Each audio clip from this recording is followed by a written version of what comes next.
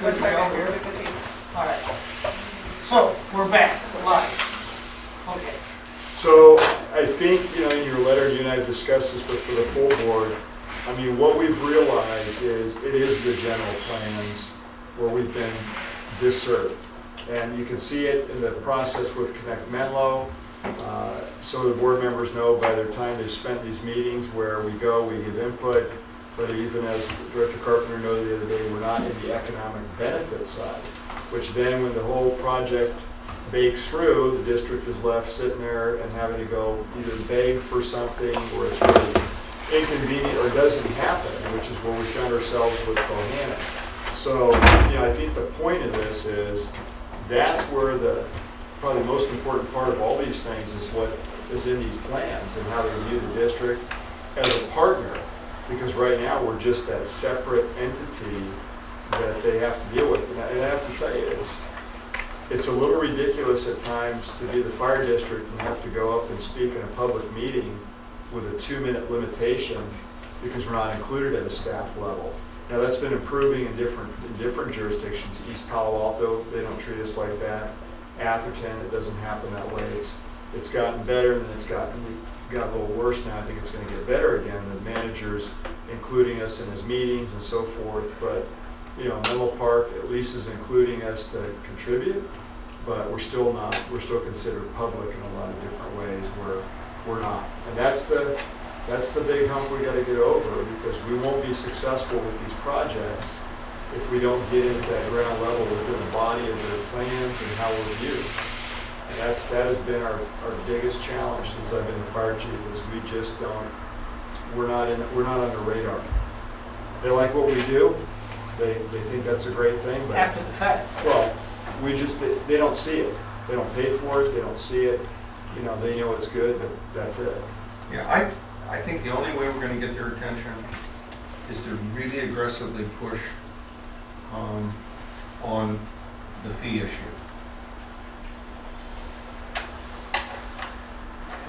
Where we start saying, somebody wants to build a building, we've got a fee schedule. And that's what it's going to cost. And when we started doing that a couple of years ago, we got a lot of pushback. Because they said, well, this is going to have an adverse impact. Fine.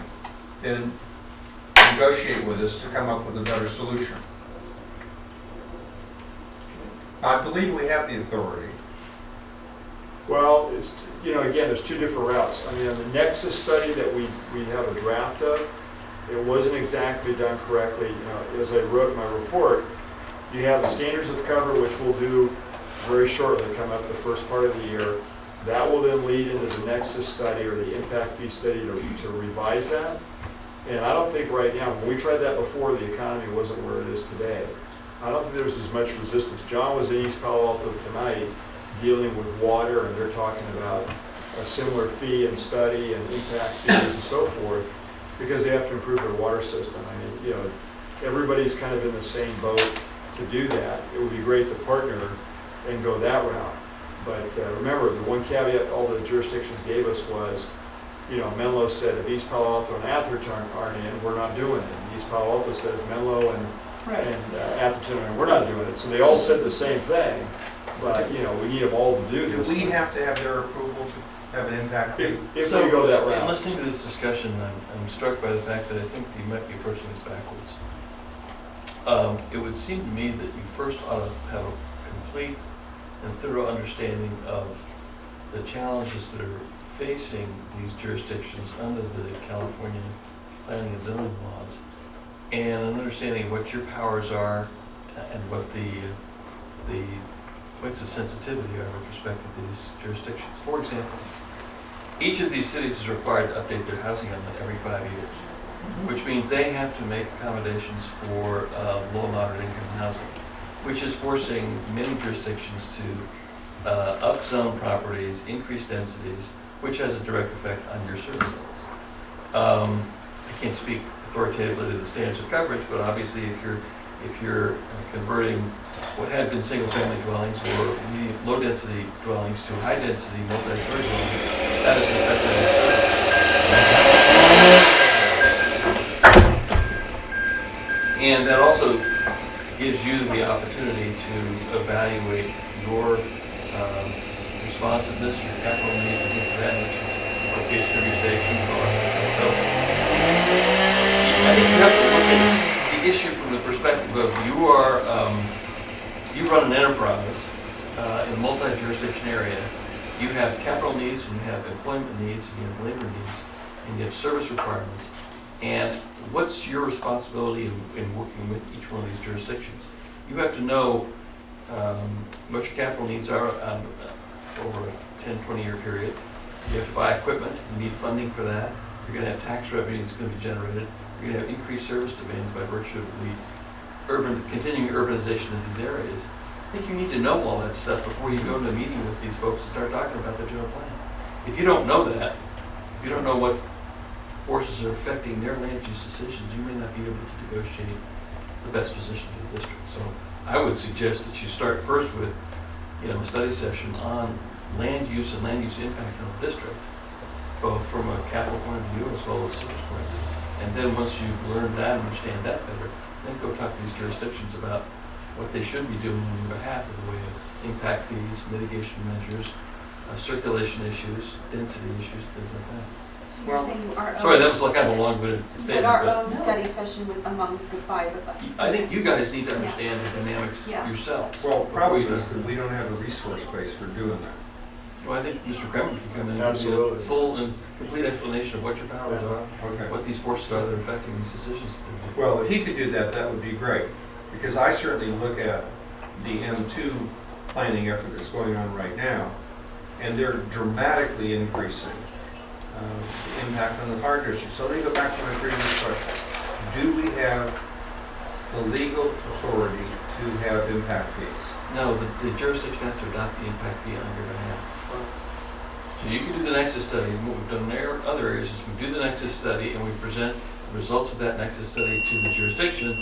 We say, adopt these mitigation fees on our behalf. And if they don't do it, then we do things like make adverse comments on the environmental document for the particular project that they're promoting. And since the developer doesn't want those adverse comments in the environmental document, they generally sit down and negotiate, a la Facebook negotiated with the fire district a few years ago. So there's a whole process that you go through to achieve these goals. I think we should find a way to begin being more attentive to that process, because right now the ad hoc approach we're taking isn't Ineffective. being very effective. And Tim's aware of that. I mean, we've been running all the development items for him in all the jurisdictions, because they're all proposing, they're all doing 20-year plans and things like that. So he has, I send him all that information. And so, obviously he's in favor of SOC. And Peter, you missed the conversation, obviously, last night when we were there, because Tim was there at the Planning Commission hearing. So Director Bernstein, who'd never met him before, and Director Einstein were there. And they got to have some of that dialogue last night about, what we need to do and how we need to do it. You got a question, Chuck? Well, it wasn't so much a question. I think I have just a couple comments. I like the idea of doing this. I think it's appropriate that the district takes the initiative to do it.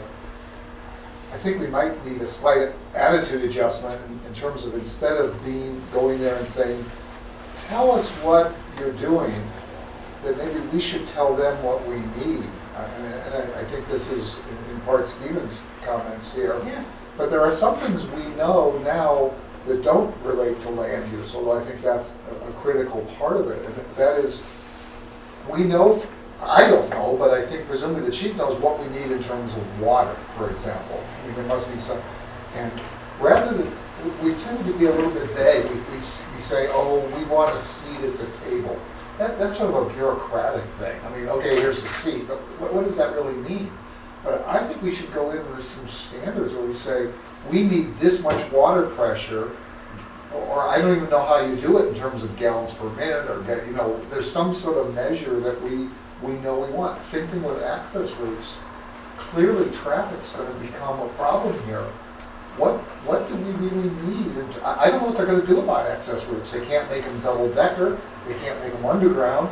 So what do we really want? I don't even know what we'd ask for, even if we had a seat at the table. And so one of the thoughts is, I would really like to have the chief and the people that he works with within the district have a request or an ask, so that when we go to the meeting, the chief could make a presentation, said, when you're doing this, we need to make sure that you're, I don't know, whether it's measuring level of service or something, that we say it can't exceed X. Water needs to be such and such, and that those standards, and we start putting out the idyllic safety now. You know, I don't know what kind of response times. I'm a cynic about it, unfortunately, but I don't think the developer doesn't care what the response time is. I mean, if the ambulance gets there in 45 minutes, hey, they're gone, what do they care? I mean, they don't care about that, but I think the people who live there, including the council members, they do care about response time. And I don't know if there are standards with respect to this. Do we know that There is. for each additional 100 cars going through the intersection, that's going to slow down, you know, Well, that's- average service by If you such looked at and that such? SOC scope of work, it's in there.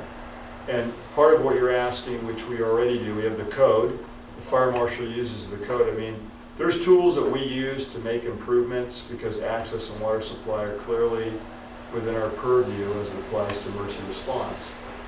The other parts, you get outside that, it's a little bit more difficult. But the code is a tool. You know, I think you got to separate being involved in their planning process, which is big picture where we're going, which we have not been able to be involved with, although now, sometimes at a community level, sometimes at an administrative level, that's also helpful because there's different layers on this whole process. And again, the last layer when someone wants to build something, as Director Carpenter said, you know, you can say no. Now, we've said no before, and I can tell you the repercussions of that is terrible.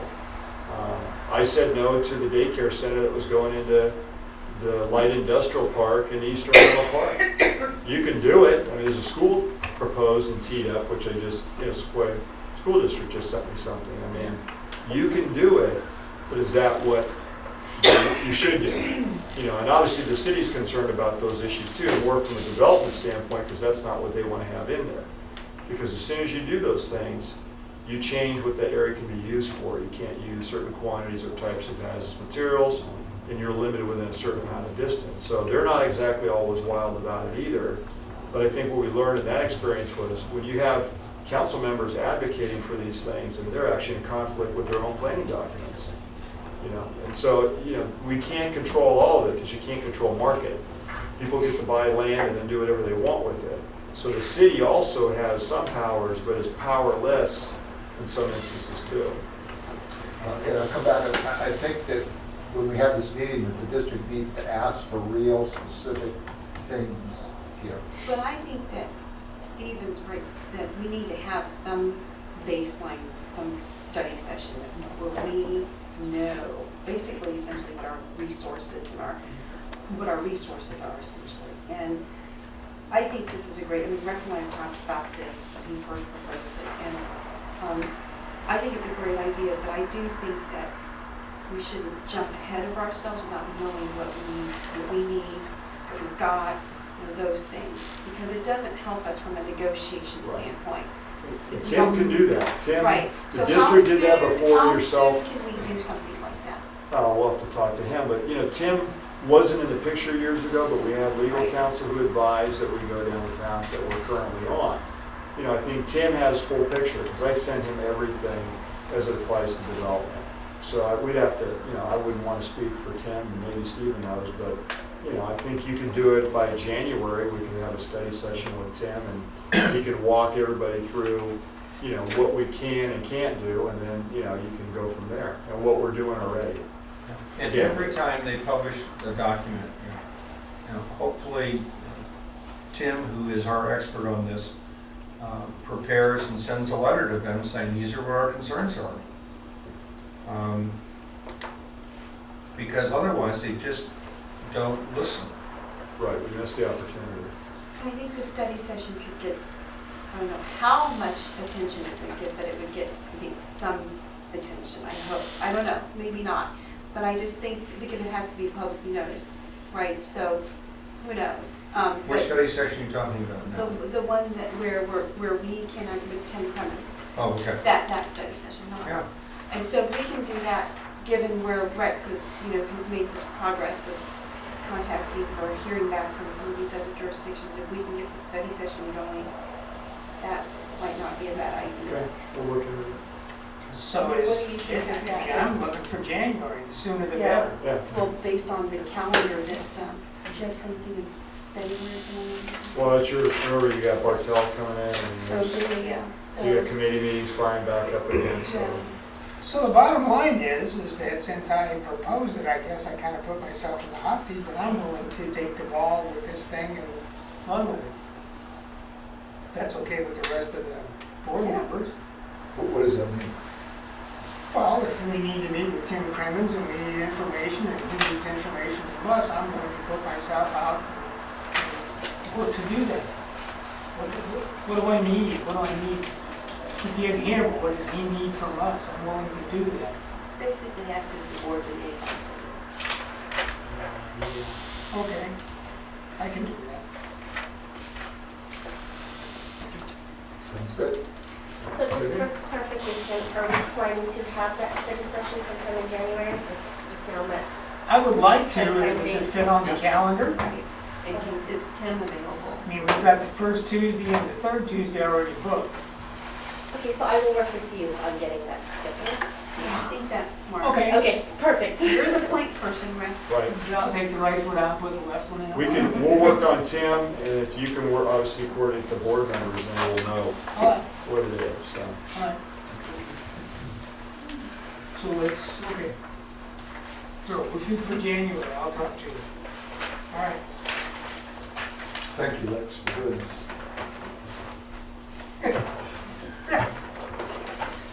That's good for now, I may come back later on and go, darn, why did you? Yes. All right. So that brings us to item 20, which is a nomination and election of the board president for the calendar year 2015.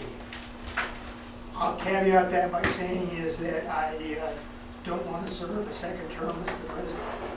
If you have someplace else you want to put me, that's fine, but it says in our policy and procedure manual 1 year. Actually, it says two, and you've served two. No. Well, I've been president before. I served 2 years once before. I can set I was this. going to nominate you, Rex. So can you say that before anyone nominates you? Can you say that? Just because this last year's been kind of hectic, I'll be honest with you, I'm getting a little bit burnt out here. I need a little rest. So, nominations, yes. I'd like to nominate the Vice President of the Board, Virginia Chang Corrales, who might, we have to research this, become the first female president of this board. So that's my I nomination. think we had one once before. Peg on. There you Yeah. go. Was she the president? I don't know who she was. So I have, are there any other nominations? Okay, well, Well, a question. yes. Are you prepared to be a hard ass and run a meeting? Yes, You're a very nice person. But yes. I'm a hard ass too, Peter, so you don't have to worry about that. Oh, back up here one second. Is that your concern? That's Yeah. I run the finance and the HR committee meetings. you know, and I just want to make sure, Rex has already said, he's, it's a lot of work, a lot of effort, and I just want to make sure that that's what you're comfortable stepping into.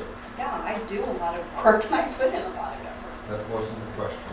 Well, that's the implication, but yes, I am. No, there's no Okay, implication. I am ready I'm to not step implying anything, I'm into asking you a that. question. I am ready to step into that and fulfill that goal. Okay, so if there's no other nominations, those in favor, All right. Right? those opposed? All right, well, welcome. Thank you. And Did you take catch office that? in January. I only heard 2 ayes. I guess. Oh, aye. Aye. Okay. Unanimous. Okay, so January you're in. Thank you. All right. Now, nominations and election for the board vice president for the year 2015. I'd like to nominate Rob. Any other nominations? I'd like to nominate Rex.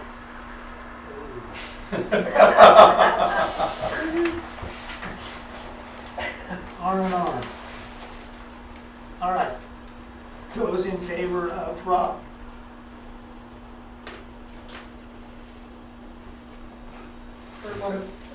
I, Aye. Aye. Aye. Okay, it's 3. Very good. Those, Rob? Rob's the new vice president. We should make it by acclamation. Yes. So there you have it. You got, you're in January 2. All right. Okay, thank you. So without, I think that takes care of everything. So I would entertain, Do that public comment. oh, Always. public comment number 3, right? Public comment number 3. Is there any public comment? Yes, Congratulations to the new board office. thank you. Jack? Yeah, Rex, I got a question on the reports and requests. The E-Prep committee report, wasn't on there, just skipped over by accident. I might have. Well, if I give it to you, is that we got an update on what's happening within, particularly in the CERT, and the other thing we talked about was sitting down and taking a look at redistricting No, I mean, I was there, I realized. redistricting the map. Yeah. Because the time, it was 99, things have changed. Right, no, I got that. All right. And I was at the meeting too, but I didn't know if there's anything new that you're gonna add. Is there anything else? I just wanted to, I know I'm Go ahead. sort of the public and sort of not.